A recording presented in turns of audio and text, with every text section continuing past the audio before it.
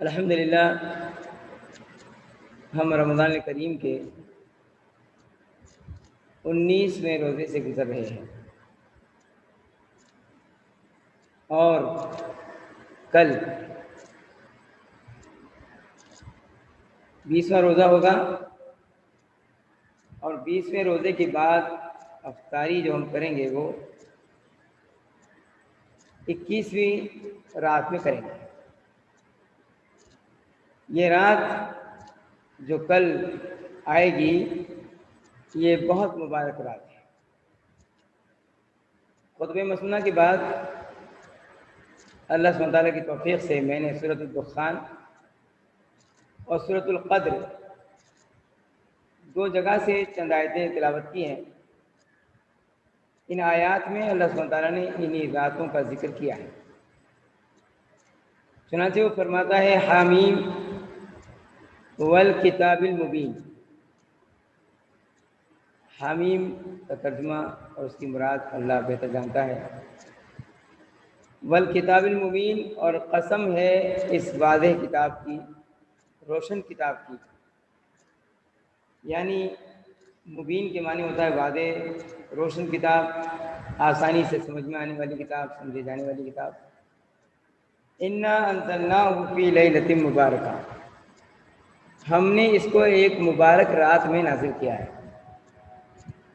کسی چیز کا مبارک ہونا، کسی چیز میں برکت ہونے کا معنی یہ ہوتا ہے کہ تھوڑے سے وقت میں زیادہ فائدہ حاصل ہو جانا، اس کی برکت کہلاتی ہے۔ اللہ سبحانہ تعالیٰ نے اس کی برکت کو سورۃ القدر میں بیان کرتے ہوئے فرمایا انا انزلناہ فی لیلۃ القدر، ہم نے اسے لیلۃ القدر میں نازل کیا۔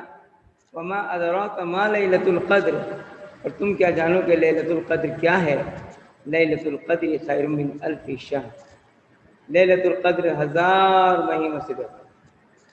تو اس کی مبارک ہونا ہے، اس کی جو برکت تھی اللہ نے بیان فرمائی کہ اس کی برکت یہ ہے کہ اگر کوئی آدمی مسلسل 1000 مہینوں تک جاگ کر عبادت کرے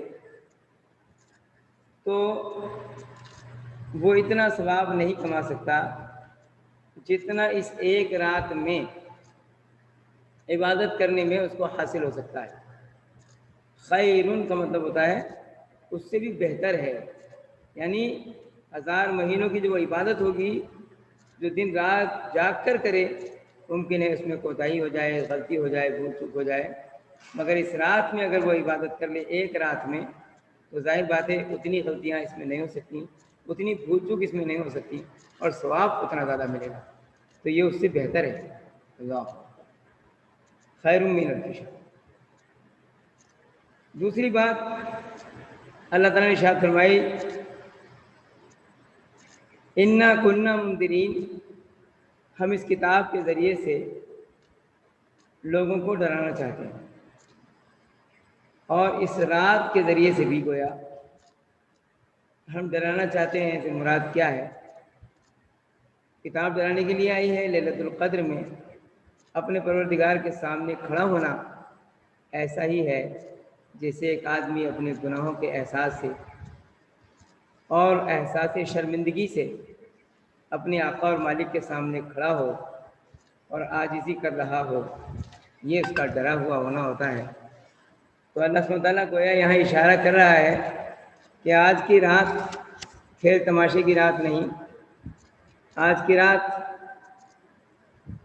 موج مستی کرنے کی رات نہیں، اور لوگوں پر فخر اور یہ بات بتانے کے لیے نہیں ہے کہ ہم نے لیلۃ القدر میں جا کر کے اتنے نوافل پڑھے، اتنے قرآن پڑھے، اتنا ہم نے ایسا کیا، اور لوگوں پر روب جمانے کے لیے ہم نے رات بھر عبادت کی اور بتایا کہ ہم تو ایسا کرتے ہیں ویسا کرتے ہیں۔ تو اللہ سبحانہ تعالیٰ فرماتا ہے یہ رات عاجزی کی رات ہے، اس کے ذریعے سے ہم لوگوں کو آگاہ کرنا چاہتے ہیں کہ اللہ سے ڈرا کیسے جاتا ہے۔ ڈرانے کے لیے رات آئی ہے، یہ قرآن آیا ہے تاکہ آخرت کا خوف بندے کو ہو اور وہ اپنے رب کے سامنے کھڑا ہونا سیکھے اور عاجزی کرنا سیکھے۔ یہ رات ہم نے اس لیے نازل فرمائی ہے۔ اور پھر ساتھ ہی فرمایا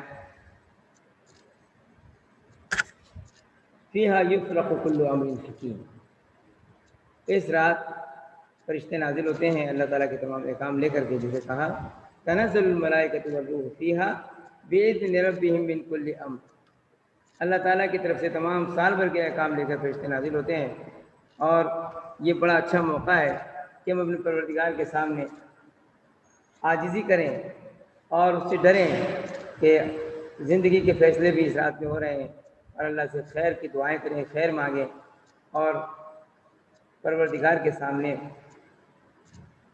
دعائیں کرنے کا موقع ہے، خاص طور سے اس وقت جب کہ کورونا کے نام سے ایک مصیبت ہمارے سامنے موجود ہے، اور روزانہ کی موتوں سے لوگ انتہائی گھبرائے ہوئے ہیں، اور ایک دوسرے کو موجب الزام ٹھہرا رہے ہیں۔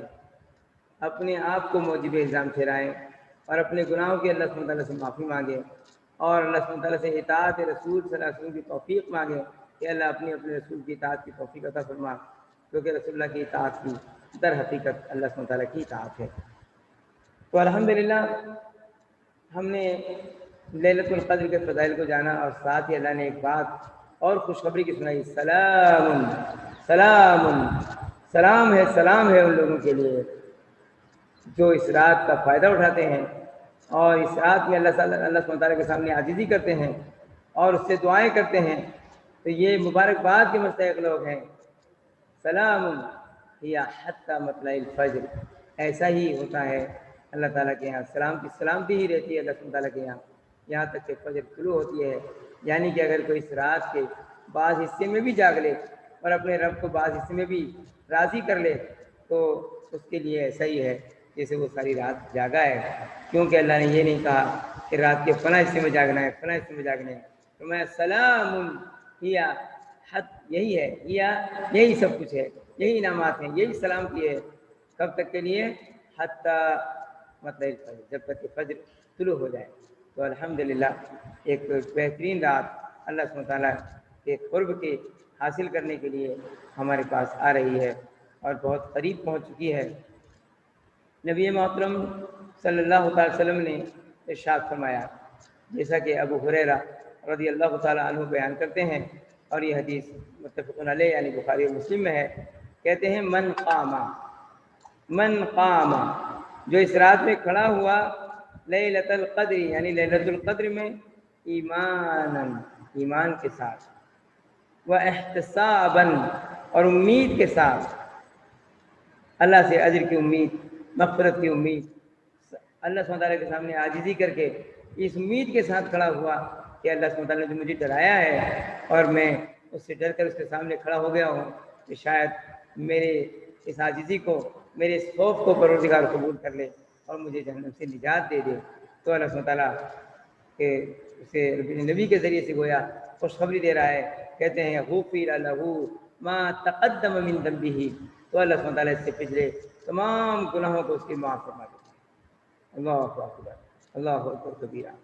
تو آگے کے لیے اللہ تعالیٰ سے آدمی پناہ مانگے اور اس کے شیلڈر میں چلتا ہوا زندگی گزارے اور گناہوں سے بچنے کے لیے کوشش کرے، تقویٰ پرہیزگاری کے ساتھ اپنی زندگی کو گزارے، پچھلے گناہ تو معاف ہو چکے الحمدللہ۔ تو غفر لہ ما تقدم من ذنبہ۔ تو نبی محترم صلی اللہ تعالیٰ علیہ وسلم اس رات میں کیا کرتے تھے، اس کو ہمیں جاننا چاہیے۔ تو امی عائشہ صدیقہ رضی اللہ عنہ بیان کرتی ہیں، کان النبی صلی اللہ علیہ وسلم اذا دخل اشر الاواخر من رمضان، جب رمضان کا آخری اشرہ داخل ہوتا تو نبی کریم صلی اللہ علیہ وسلم شد مئزرہ، تو نبی محترم صلی اللہ علیہ وسلم کمر کس لیتے، یعنی نیکیوں میں بڑھ جاتے، عبادات میں بڑھ جاتے، صدقات میں بڑھ جاتے، آپ ہر طرح سے نیکیوں کے راستے میں بہت تیزی کے ساتھ عمل کرنے لگتے۔ وَأَحْيَا لَيْلَهُ، اور اس کی راتوں کو جاگتے، یعنی عشر الاواخر، رمضان کے آخری عشرے کے دن میں بھی آپ عبادتیں میں، یعنی صدقات و خیرات اور لوگوں کے ساتھ اچھے معاملات میں، وعظ و نصیحت میں اور دوسرے اچھے کاموں میں وقت گزارتے۔ وَأَحْيَا لَيْلَهُ، اور اس کی راتوں کو جاگتے، اور صرف اتنا ہی نہیں بلکہ وَأَيْقَظَ أَهْلَهُ، اور اپنے گھر والوں کو بھی جگاتے، یعنی وہ چاہتے تھے کہ کوئی بھی اس رات کے فضیلت سے، اس رات کے فائدے سے محروم نہ ہو۔ تو الحمدللہ ہم بھی ان راتوں میں ایسا ہی کریں گے، اپنے گھر والوں کو بھی ترغیب دیں گے اور خود بھی انشاءاللہ تعالی راتوں کو احیا کریں گے، اور دن میں صدقات اور رات میں عبادت۔ نبی کریم صلی اللہ علیہ وسلم سے جب اس بارے میں معلوم کیا گیا لیلۃ القدر کون سی ہے کیا ہے، تو آپ نے فرمایا تحر لیلۃ القدر فی الوتر من عشر الاواخر من رمضان، متفق علیہ۔ اللہ کے رسول صلی اللہ علیہ وسلم نے فرمایا کہ اس رمضان یہ لیلۃ القدر کو رمضان کے آخری عشرے کی طاق راتوں میں تلاش کرو۔ طاق راتوں میں تلاش کرنے کا مطلب یعنی 21، 23، 25، 27 اور 29 ان راتوں میں سے کوئی رات لیلۃ القدر ہے۔ اب اللہ عالم وہ کون سی ہے۔ رسول اللہ صلی اللہ علیہ وسلم ایک روز اپنے گھر سے نکلے اور باہر تو دیکھا دو لوگ لڑ رہے ہیں۔ آپ ان کو جھگڑا مٹانے کے لیے ان دونوں کے درمیان صلح کرائی اور کہا کہ میں تمہیں یہ بتانے کے لیے آیا تھا کہ میں نے لیلۃ القدر کو پا لیا ہے اور میں تمہیں بتا دوں کہ وہ کس دن ہے، لیکن تمہارے جھگڑے نے مجھے بھلا دیا، اب میں بھول گیا کہ وہ کون سا دن تھا۔ یہ اللہ سبحانہ تعالیٰ کا نظام ہے۔ اللہ نے اس اتنی قیمتی رات کو تھوڑا چھپا دیا ہے کہ اگر یہ رات واقعی اتنی قیمتی ہے تو پھر اس کے لیے آدمی کو جستجو اور کوشش ہو۔ تو پھر رسول اللہ نے فرمایا کہ اس کو تلاش کرنا ہے تو رمضان کے آخری عشرے کی طاق راتوں میں تلاش کرو۔ اب انسان سے ایک اور بھول چوک ہوتی ہے کہ پتہ نہیں چاند درست طریقے سے دیکھا گیا تھا کہ نہیں دیکھا گیا تھا۔ بات یہ ہے کہ لوگ جب چاند دیکھ لیں تب چاند مانا جائے گا، اور لوگ چاند نہ دیکھیں تو چاند نہیں مانا جائے گا، چاہے چاند ہوا ہی ہو۔ لیکن اللہ سبحانہ تعالیٰ تو صحیح اندازہ رکھتا ہے دن رات کا۔ تو نبی محترم صلی اللہ علیہ وسلم نے صرف طاق راتوں میں نہیں جاگا، بلکہ امی عائشہ کہتی ہیں کہ آپ تو آخری عشرے کی تمام راتوں میں جاگا کرتے تھے۔ تو تمام اختلافات ختم ہو جاتے ہیں۔ اگر کوئی رمضان کی تمام راتوں میں جاگ رہا ہے، عشرے کی آخری تمام راتوں میں جاگ رہا ہے 10 راتوں میں، تو پھر کوئی کسی طرح کا شک و شبہ ہی نہیں رہتا، الحمدللہ اسے طاق راتیں ملتی ہیں۔ اور اگر کوئی صرف طاق راتوں میں بھی جاگتا ہے تو انشاءاللہ امید ہے کہ وہ لیلۃ القدر کو پا لے۔ اور جو ایک رات کی تلاش میں رہتا ہے اس سے بہت خطرہ ہے کہ ہو سکتا ہے اللہ سبحانہ تعالیٰ نے اسے مختلف راتوں میں رکھا ہو، کبھی کسی سال کسی رات میں، کسی سال کسی رات میں، تو اس آدمی کا محرومی کا خطرہ ہے کہ یہ محروم رہ سکتا ہے لیلۃ القدر سے۔ تو اللہ سبحانہ تعالیٰ ہمیں لیلۃ القدر کو حاصل کرنے کی توفیق نصیب فرمائے۔ لیلۃ القدر کی تفسیر میں آپ کے سامنے باتیں آ چکی ہیں، اور ایک دو باتیں یہ ہیں کہ خیر من الف شہر سے مراد 83 سال 4 مہینے ہیں، اور جو انسان کی تقریباً اوسط عمر ہے۔ لیلۃ القدر اگر ہم پالیں تو اللہ سبحانہ تعالیٰ سے کیا دعا کریں؟ تو رسول اللہ صلی اللہ تعالیٰ علیہ وسلم سے امی عائشہ صدیقہ رضی اللہ تعالیٰ عنہ نے سوال کیا کہ اگر میں لیلۃ القدر کو پالوں تو اللہ کے رسول کون سی دعا اللہ سبحانہ تعالیٰ سے کروں؟ تو آپ صلی اللہ علیہ وسلم فرمایا کہ تم یہ دعا کرنا، اللہم انک عفو تحب العفو فاعف عنی۔ آپ دعا کا ترجمہ سنیں کہ نبی کریم صلی اللہ علیہ وسلم کتنی جامع دعا سکھائی ہے۔ فرمایا تم کہو اللہم، اے اللہ، انک عفو، بے شک، یوں کہیں کہ تیرا نام عفو ہے، یعنی درگزر کرنے والا، یا اے اللہ تو درگزر کرنے والا ہے، یعنی اللہ سبحانہ تعالیٰ کی ایک صفت بیان کی گئی، اللہ تعالیٰ کی تعریف کی گئی، اور تعریف کرتے ہوئے کہا گیا کہ اللہ تیری صفتوں میں سے ایک صفت ہے، گویا ہم تجھے اس کا واسطہ دیتے ہیں۔ یہ وسیلہ اور واسطہ دینا یہ ہے جو ہمارے نبی نے سکھایا ہے کہ تم اللہ کو اس کے ایک نام کا واسطہ دو کہ اللہ تو درگزر کرنے والا ہے، تحب العفو، اور پھر درگزر کو پسند کرتا ہے، یعنی اس شخص کی مغفرت کر دیتا ہے جو لوگوں سے درگزر کرتا ہے، ایسے لوگوں کو تو پسند کرتا ہے۔ جیسا کہ رسول اللہ صلی اللہ تعالیٰ علیہ وسلم نے ایک صحابی کے تعلق سے یہ کہا کہ فلاں شخص بھی مسجد میں داخل ہوں گے، وہ جنتی ہے۔ جب وہ صحابی داخل ہوئے اور اللہ کے رسول نے ایسا 3 مرتبہ 3 دن تک کہا تو ایک صحابی کے دل میں شوق پیدا ہوا کہ جانے کے آخر یہ ایسا کون سا عمل کرتے ہیں کہ جس کی وجہ سے اللہ سبحانہ تعالیٰ نے ان کے لیے بات کہی ہے کہ یہ جنتی ہیں، تو میں اس عمل کو حاصل کروں۔ تو انہوں نے ان سے گزارش کی کہ میں کیا آپ کے گھر مہمان ہو سکتا ہوں؟ میں آپ کے گھر 3 دن تک مہمانداری کرنا چاہتا ہوں۔ انہوں نے کہا شوق سے آپ آئیے ہمارے گھر رہیے۔ تو وہ 3 دن ان کے گھر رہے اور تینوں دن ان کے اعمال کو دیکھتے رہے اور سمجھنے کی کوشش کرتے رہے۔ 3 دن کے بعد کہتے ہیں کہ میں نے تو کوئی بھی عمل آپ کا ایسا نہیں پایا جو میں نہ کرتا ہوں۔ تو ایسی کیا بات ہے کہ اللہ کے رسول صلی اللہ علیہ وسلم نے آپ کو بشارت دی کہ آپ جنتی ہیں، تو ایسا کون سا آپ کا عمل ہے جسے میں نہیں دیکھ سکا، وہ مجھے بتائیں۔ بولے اللہ کے بندے مجھے تو کچھ ایسا عمل معلوم نہیں ہے، میں تو وہی سارے عمل کرتا ہوں جو سب مسلمان کرتے ہیں۔ البتہ ایک بات ہے، جب میں رات کو سونے لگتا ہوں تو پھر پروردگار سے کہتا ہوں کہ اللہ جس نے مجھے آج دن میں تکلیف دی، برا بلا کہا، ستایا، یا میرا کوئی حق کسی طرح سے اس کے پاس چلا گیا، اے اللہ میں نے اس سے درگزر کر دیا، اس کو معاف کر دیا، تو مجھے معاف کر دیا۔ اللہ اکبر، یہی وہ عمل تھا جس کی طرف رسول اللہ صلی اللہ علیہ وسلم نے اشارہ کیا تھا اور انہیں جنت کی بشارت دی تھی۔ تو یہاں کہا گیا اللہم انک عفو تحب العفو، اے اللہ تو درگزر کو پسند کرتا ہے۔ اللہ ہمیں درگزر کرنے کی توفیق دے، ہمیں معاف کرنے کی توفیق دے، ہمیں لوگوں سے انتقام لینے، ان کے کلمات کو پکڑ کر دہراتے رہنے کی جو عادتیں ہماری ہوتی ہیں، اللہ ان سے ہماری حفاظت فرمائے۔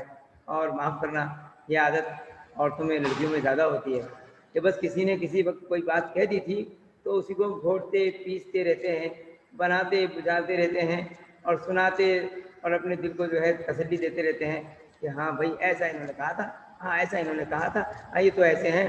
اللہ اکبر، اللہ کہتا ہے چھوڑو جانے دو، کھاد ڈالو، کہاں تم اس کو لے کے بیٹھے ہو، تم اپنے کام کو انجام پھر نہیں دے پاؤ گے، جو نیکی کرنا چاہتے ہو وہ نیکی نہیں کر پاؤ گے۔ میں ایک روز ٹرین میں تھا اور ایک شخص کو نصیحت کر رہا تھا، وہ غیر مسلم تھا، کہتا جی میں نے بہت نیکیاں کی ہیں، ایک بار میں ٹرین میں سفر کر رہا تھا، میرے ابا میں دوسروں کو سیٹ چھوڑ دیتا تھا، عورتوں کو دیکھ کر، بوڑھوں کو دیکھ کر، بیماروں کو دیکھ کر چھوڑ دیتا تھا۔ ایک دن میرے ابا بیمار تھے، ان کو لے کے جا رہا تھا اور میرے ابا کھڑے ہو کر کے گئے، کسی نے سیٹ نہیں دی، اس دن سے میں نے سیٹ دینا چھوڑ دیا۔ اللہ اکبر، تو جو لوگوں سے فائدہ حاصل کرنے کے لیے جو لوگوں کے لیے کام کرتا ہے وہ نیکیاں چھوڑ دیتا ہے، جو لوگوں کے کلمات پر دھیان دیتا ہے وہ نیکیاں چھوڑ دیتا ہے۔ اللہ اکبر، تو اپنی آخرت کو خراب نہ کریں، برباد نہ کریں۔ انک عفو تحب العفو، اللہ سے کہہ رہے ہیں کہ اللہ تو درگزر کو پسند کرتا ہے، اور اللہ سے کہہ رہے ہیں تو ہم سے درگزر کر دے، فاعف عنی، مجھ سے درگزر فرما دے، لیکن ہم کسی سے درگزر کرنے کو تیار ہی نہیں ہیں۔ تو اللہ سبحانہ تعالیٰ کہے گا کیسی باتیں کرتے ہیں، درگزر کرنے کو تیار نہیں ہے، خود مجھ سے کہتے ہیں درگزر کر دو۔ تو کہیں ایسا نہ ہو کہ ہماری دعا اللہ تک پہنچ ہی نہ پائے، اللہ ہماری اس بات سے ناراض ہو جائے کہ مجھ سے تو کہہ رہے ہیں درگزر کر، تو درگزر کو پسند کرتا ہے، خود تو درگزر کر کے آ ہی نہیں رہے۔ یہ تو ہر ایک سے انتقام اپنے دلوں پالے ہوئے ہیں، کینہ پالے ہوئے ہیں، بغض پالے ہوئے ہیں، یہی کہتے رہتے ہیں کہ فلاں نے تو ایسا کیا تھا، ارے وہ تو ایسے ہیں، وہ تو ایسے بولتے ہیں، ان کے آئے بھی ٹٹولنے میں لگا ہوا ہے، یہ چھوڑتا ہی نہیں، پیچھے نہیں چھوڑتا، نصیحت کرنا نہیں سیکھتا۔ اللہ اکبر، تو یہ دعا بڑی قیمتی ہے، لیلۃ القدر میں دعا کا فائدہ اٹھائیں، خود بھی درگزر سیکھیں اور اللہ سبحانہ تعالیٰ سے بھی درگزر مانگیں۔ اور اللہ نے اگر درگزر کر دیا، گناہوں پر سوال نہ کیا، گناہوں کی پوچھ گچھ نہ ہوئی، حساب کتاب نہ لیا گیا، تو اللہ کی قسم اس سے بڑی کامیابی اور کیا ہو سکتی ہے۔ ہم اللہ سے دعا کریں اس طرح بھی کہ یا اللہ حاسبنی حسابا یسیرا، اے اللہ ہمارے حساب کتاب کو آسان کر دے۔ اور اللہ کے رسول کہتے ہیں کہ حساب کتاب کا آسان ہونا یہ ہے کہ اللہ تعالیٰ سے درگزر کر دے، اسے حساب نہ لے، اور جس کا حساب لے لیا گیا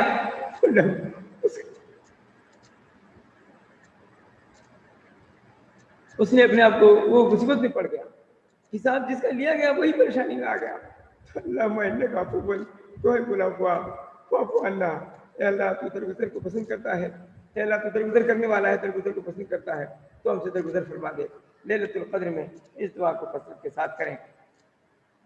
اسی طرح لیلۃ القدر کے بارے میں جو کچھ لوگ تاریخ معین کرنا چاہتے ہیں کہ وہ تاریخ 27 ہی تھی یا فلاں ہی تاریخ تھی، کسی نے کچھ کہا، کسی نے کچھ کہا، اس سلسلے میں اگر کوئی بات کسی نے بیان کی ہے تو وہ بیان ایسا لگتا ہے کہ لیلۃ القدر رسول اللہ صلی اللہ علیہ وسلم کے بارے میں اللہ کے رسول نے کہا کہ مجھے جب نبی بنایا گیا تو وہ پیر کا روز تھا، اور کہتے ہیں کہ اس روز، اس سال جس روز رسول اللہ صلی اللہ علیہ وسلم پر وحی نازل ہوئی تو پیر کا دن 21 تاریخ کو تھا، اللہ عالم بسم۔ لیکن جب نبی کریم صلی اللہ علیہ وسلم نے اس کو خاص نہیں کیا تو لوگوں کی تحقیق کے تعلق سے ہم بھی اسے خاص نہیں کرتے۔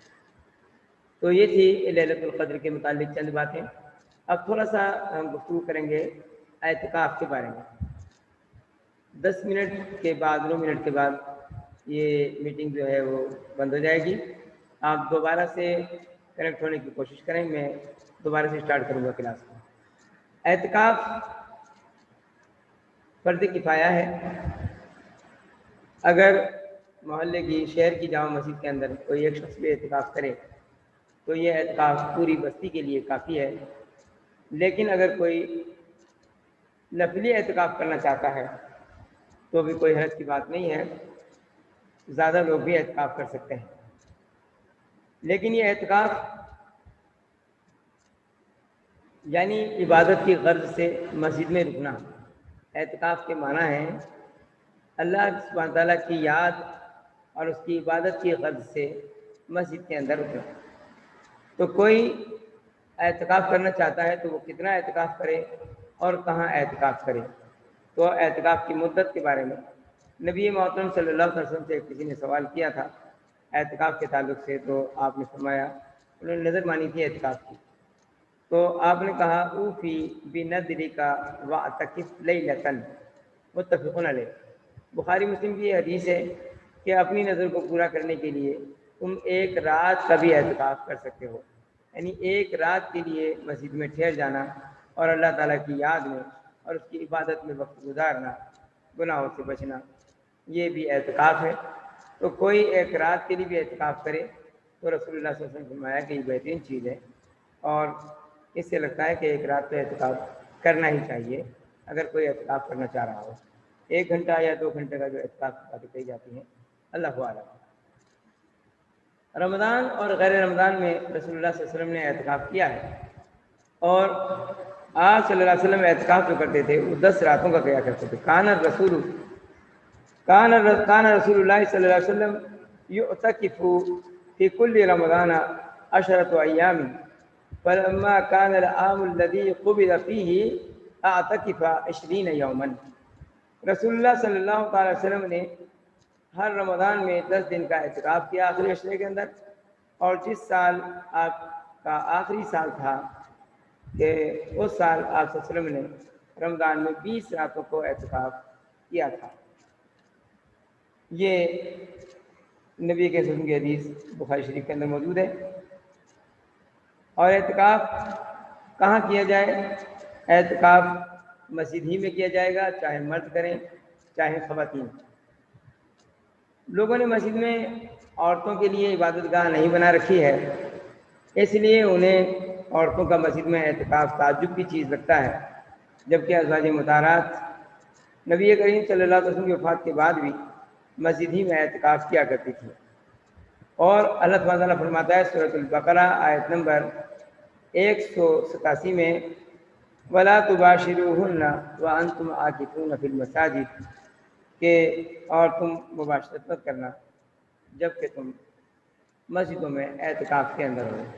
تو معلوم یہ ہوا کہ اعتکاف ایک ایسی عبادت ہے کہ جس کے اندر آدمی کو صرف اللہ کی عبادت کرنی ہے اور مسجد میں رک کر کرنی ہے.